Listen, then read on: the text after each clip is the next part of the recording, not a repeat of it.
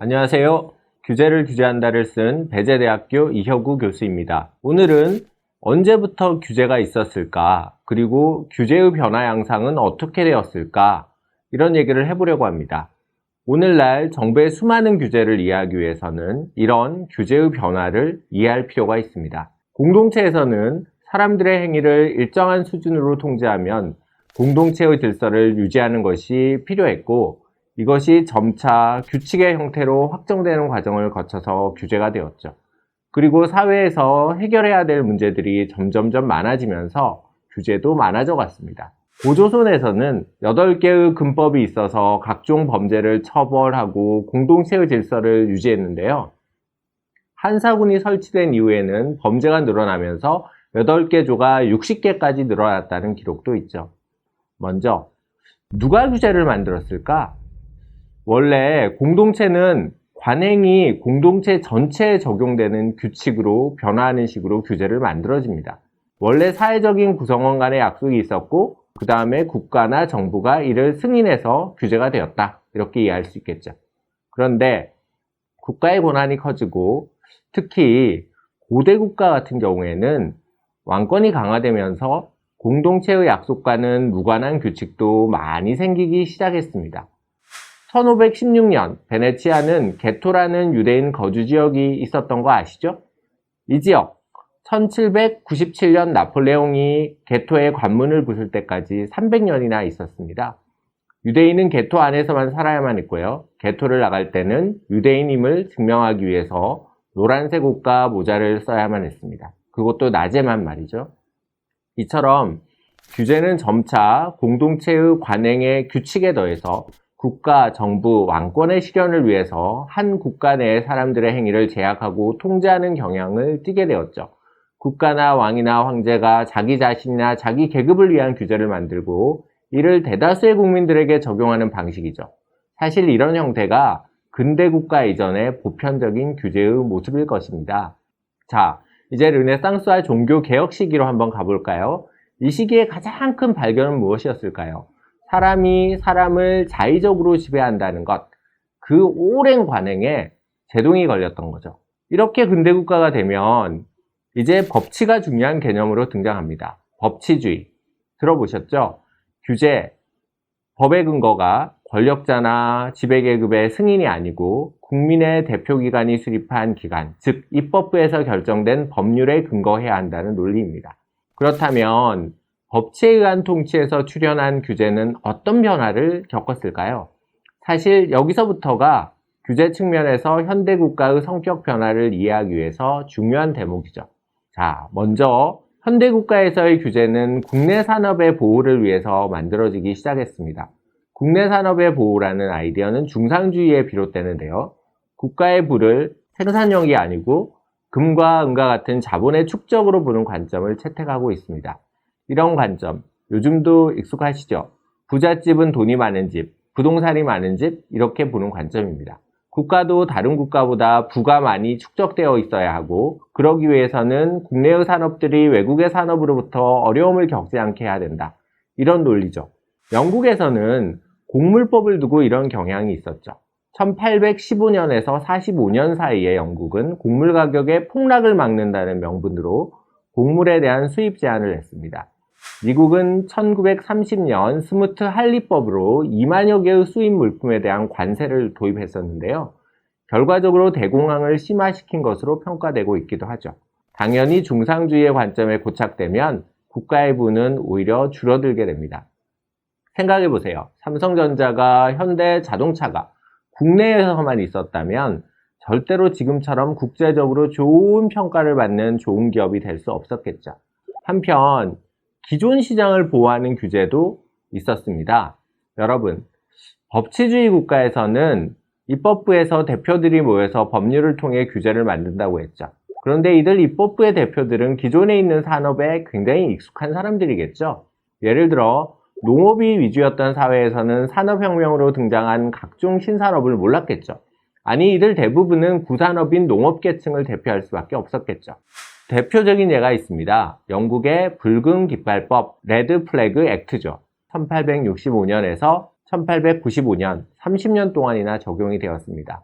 자동차 운행에 운전수, 깃발수, 화부가 있어야 했고요. 시내에서 시속 3.2km, 시외에서는 시속 6.4km로 속도 제한이 있었습니다. 당시 이미 자동차는 시속 30km까지 달릴 수 있었죠.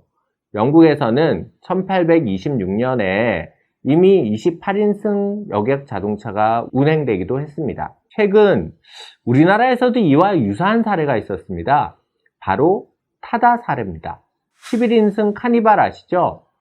카니발에 운전사를 붙여서 타다라는 애플리케이션을 만들어 사업화에 성공했습니다. 이렇게 되자 기존의 택시 업계는 강력하게 반발했습니다. 문제 제기를 한 거죠.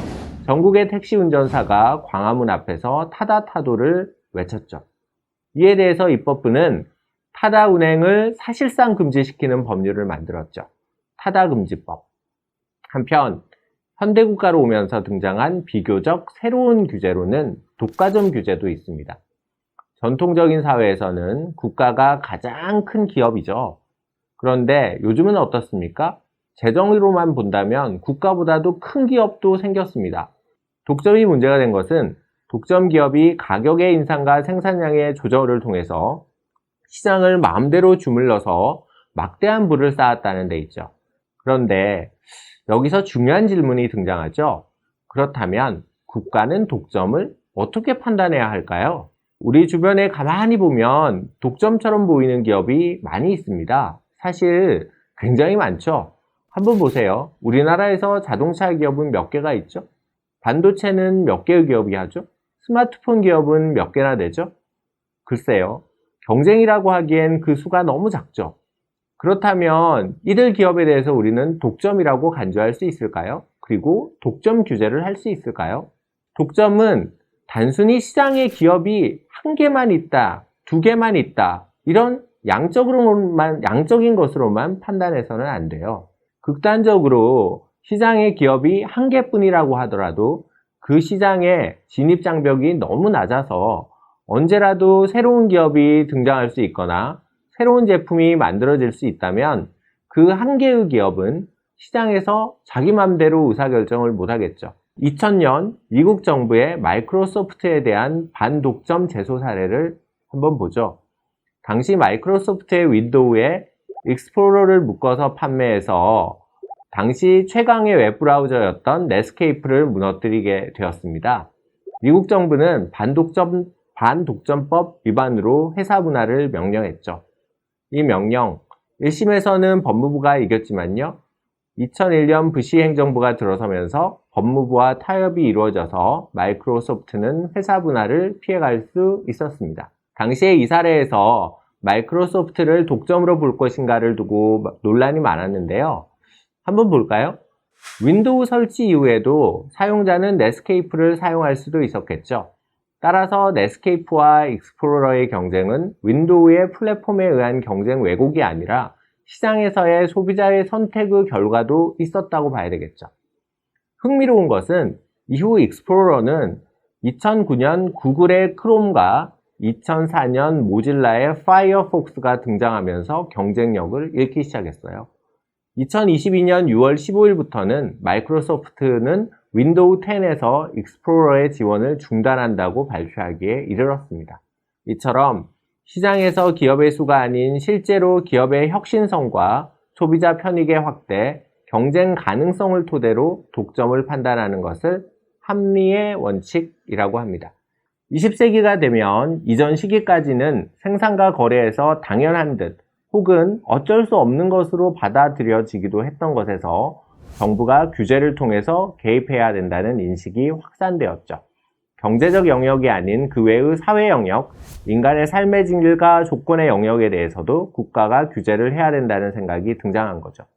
석유 고갈과 더불어 온난화의 문제가 제기되기 시작하는 등 장애인과 같은 소수자에 대한 보호를 해야 되고 규제를 해야 되고 정부가 적극적으로 나서야 된다는 사례도 나타나기 시작했습니다. 자, 이런 사회적 규제는 경제적 규제와는 차이가 있는데요. 경제 규제가 사람이나 기업 활동에 대한 공정한 경쟁이 확보되지 않은 상황에 대한 정부 개입이라는 분명하고 단순한 명목을 가지고 있지만 사회적 규제는 한 사회 내의 사람들이 공감하는 것으로 국회나 정부에서 규제로 공식화하기 시작하면 특정한 가치를 실현하기 위해서 규제가 도입된다는 특징을 가지고 있습니다. 이런 사회규제의 가치지향적 성격은 규제의 효과보다는 규제의 필요성에 더 높은 비중을 두는 성향을 만들어내기도 합니다. 그런데 실제로 규제가 만들어서 작동이 되면 그 성공과 실패는 필요한지 여부와는 무관하게 실제로 규제가 특정한 목적을 효과적으로 해결하고 있는지가 더 중요하겠죠. 아무리 필요하고 중요한 사회적 가치를 실현하기 위한 규제라고 하더라도 문제 해결에 성공하지 못하고 어떤 경우에는 오히려 문제를 악화시키게 된다면 도입하지 않는 것이 더 나을 수도 있을 테니까요. 넛지로 유명한 카스 선스타인 교수는 이런 현상을 두고 규제국가의 역설이라는 말을 했습니다. 이런 예, 최근에도 여러 번 있었죠. 대표적인 예가 시간강사법입니다. 시간강사의 어려움을 확실하게 보장해 주겠다고 시간강사의 처우를 개선하는 규제가 시간강사를 더욱더 힘들게 만들었죠. 이런 의미에서 흔히 시급한 사회 문제에 대응하기 위해서 도입하는 안전, 환경, 소비자 보호 등의 규제의 도입에는 필요성도 중요하지만 실제로 작동할 수 있는 규제인 것인지에 대해서 규제 설계 과정에서 면밀한 검토가 필요하겠죠. 오늘은 이렇게 규제의 변화에 대해서 한번 살펴보았습니다. 그럼 다음에 더 재밌는 주제로 얘기하도록 하겠습니다. 이것으로 마치겠습니다.